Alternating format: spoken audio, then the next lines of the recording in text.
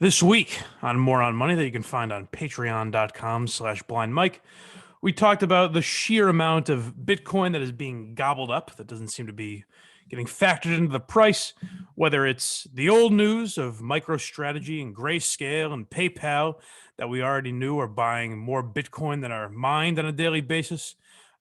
This week we heard Twitter and Goldman Sachs are getting in on the fun. Goldman Sachs opening back up their crypto desk and rumors that they're trying to start the United States' first Bitcoin ETF. All of that would be very bullish news. Now we're hearing Tim Draper on a podcast this week said that he thinks Netflix might be the next big guys to get into the fray of Bitcoin. Apparently, Reed Hastings, who we believe still runs the purse strings over at Netflix, is a very innovative and creative guy and should be getting into Bitcoin. So the reason I keep bringing up these institutions, Square, PayPal, Venmo getting into Bitcoin, all of these, the reason I think it's so important is that it's going to be a domino effect. We saw Tesla do it. Then there were rumors that Apple is going to do it. If Netflix does it, then you'll see Amazon, on and on and on. And think about it this way. Like I've said, what is it? 1.3% of the world owns Bitcoin right now, and it's at $50,000. So let's try and imagine if all the billionaires start buying Bitcoin, how valuable it's going to be. My guy, Kevin O'Leary, Mr. Wonderful, said he added 3% to his portfolio. 3% of his portfolio is now in Bitcoin. So all of these things are incredibly bullish news. And I know you see the price dipping, but I believe the most bullish news of all is the stock market dipping. You've seen, people are predicting a crash. There's all kinds of things. So we talked last week, I think it was on the free episode. We talked about the rising bond yields, and with that signaled for the stock market this week, the head of the Fed pretty much said, we might have some inflation coming. Buckle up for inflation, kids, because it's on its way. No surprise when you keep printing money. And it also shouldn't be a surprise when you see what's the next stimulus check we're going to get. 1,400. So look out for exact amounts of $1,400 flowing into Bitcoin, the way you saw 1,200 last year. So really what I'm trying to do, and part of the reason I started putting out free episodes, is that I want to warn people. If an idiot like me, and remember, more importantly than anything, because I don't want to be sued, this is not financial advice in any way. This is for entertainment purposes. I'm an idiot. And if you blindly listen to me, then you're a bigger idiot than me. You should do your own research. And I look at this as a springboard to that. I mentioned stories. You look them up and you can come back and call me a moron or say, Mike, you led me to something pretty interesting. The choice is yours. But me personally, I believe that we have an opportunity to keep gobbling up Bitcoin while it's at $50,000 and under. And if it's going to dominate the world the way a lot of people think it will, and the way it seems to be trending in that direction, $50,000 is peanuts. I'm not saying you should take out a loan or spend beyond your means, but in my opinion, any money that you have that you can use for savings that you can afford to lose, let's say, because who knows, maybe it won't work. But any money that you can afford to lose, you should, if you want to invest it, you should think about Bitcoin. I got out of the stock market about a month and change maybe, and people laughed at me, said I was a fool. I sold maybe a week too early, but I'm feeling pretty good about that. It's better to sell a week early than a week late. So now let's not get crazy about the stock market either. I don't think every industry is going to collapse because we keep printing money. I don't think the government will allow it. So be cautious if you're getting in the stock market. And I would also say if you've already lost money, it's a horrible time to sell. As I found last year, you buy the dips rather than panicking and selling them. That's the only way you lose money if you sold. Now, if it's something you don't trust anymore, and you don't think is going to keep growing, then maybe it's time to get out. But if you have something like Tesla and you panicked because of the amount that it's dropped recently, but you should ask yourself, why did I buy Tesla? Because I think it's going to dominate the car industry in 5 years. We're all going to be driving Teslas. Then you should keep Tesla, because odds are in 3 to 5 years that price is going to keep going up.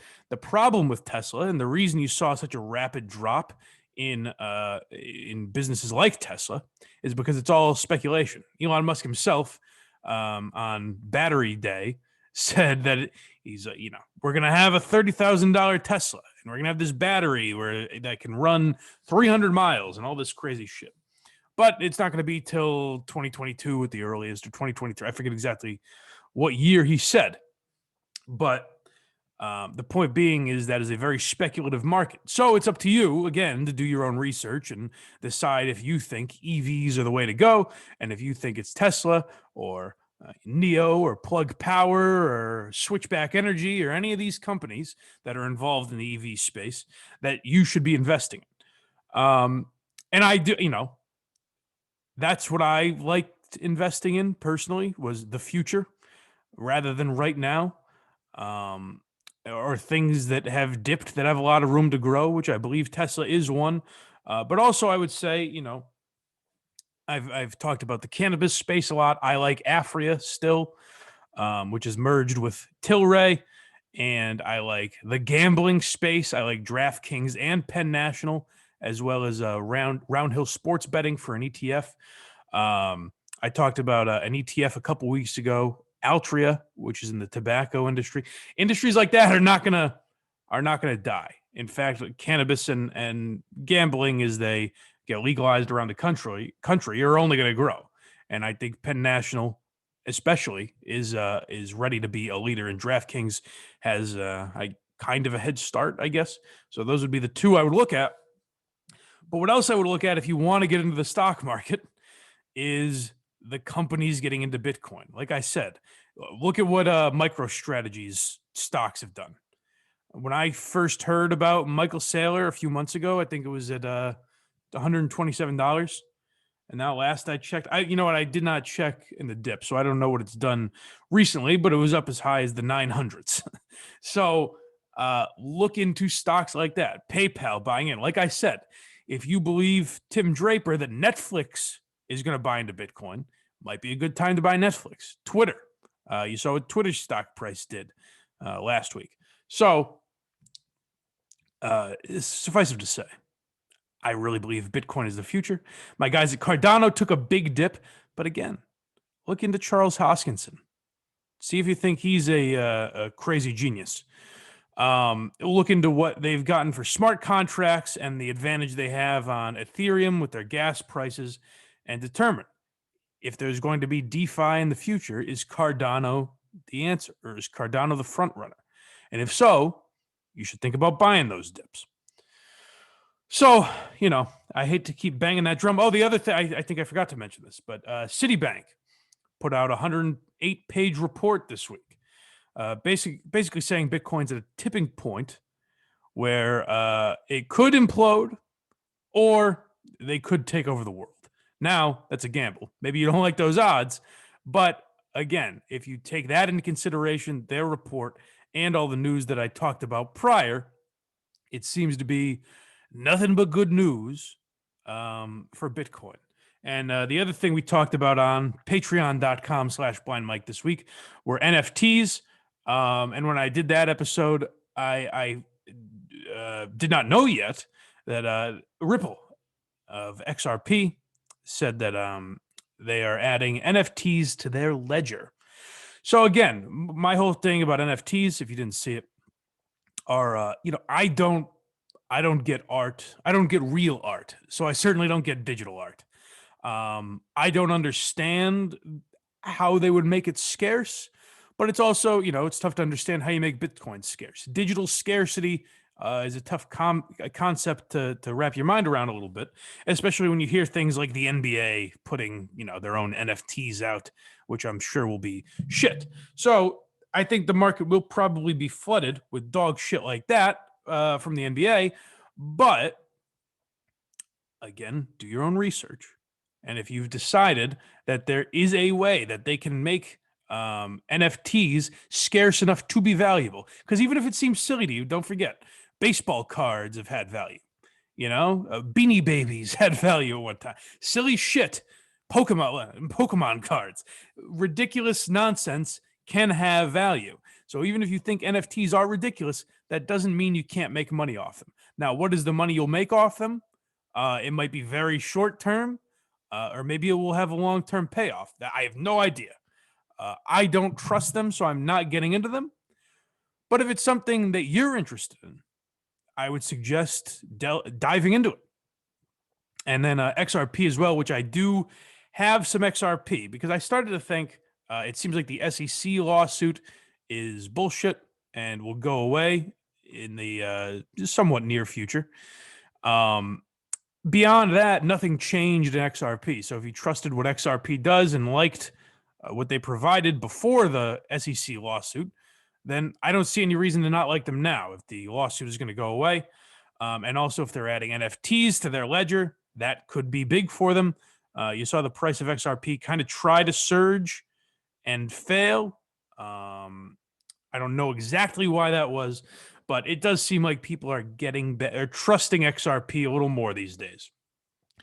So looking at that as well. Oh, and the other news, PayPal is adding, I believe they up to 4 more coins. Right now you can get Bitcoin, Ethereum, I think Bitcoin Cash, and maybe Litecoin on PayPal. But they're adding up to 4 to 5 more. So, that will be interesting. What is PayPal going to trust? Because that will really boost whatever is it Cardano? Is it Polkadot? Whatever it is, that will be a big boost for that coin. So keep an eye on that as well. If you're a trader, I don't recommend trading. I think it's a dangerous game unless you really know what you're doing. And even then, there's a high probability that it could still be pretty risky. I prefer hodling and picking up those coins and then kind of forgetting about them. And when you have some more money to put in a little more and forget about it. And one day you'll wake up with a pretty sweet balance in your account. Or I could be drastically wrong and you'll wake up with 0. Either way, it'll be a fun ride, huh, folks? So like I said, springboard to your own research. Watch for yourself. Take the information that I've put out there and see what you can do with it. See if you can find something. And feel free to come back and say, Mike, I found some articles or I've done my own research and decided that you're a moron. You live up to the name of this program, pal. You're a goddamn idiot. That's fine, too, because I'd like to know that. Or if you find anything that suggests you agree with me, comment that below as well. All comments are welcome. I don't get any fucking views on these videos yet, but when I do, just beware that scammers pop up in a lot of these crypto videos. People trying to get you to send them Bitcoin, pretending to be the person in the video. I'll never ask for your money for any possible reason. So just don't trust that if that ever pops up. And I think that's it for the free edition of Moron Money. But if you want to go a little more in depth and follow along with what we talk about, as well as, follow the Blind Mike Project and everything else we've got going on, then go to patreon.com/blindmike. $5 or $10 tiers, or you can create your own donation level, whatever you want to do. And until next time, we will keep making money, folks.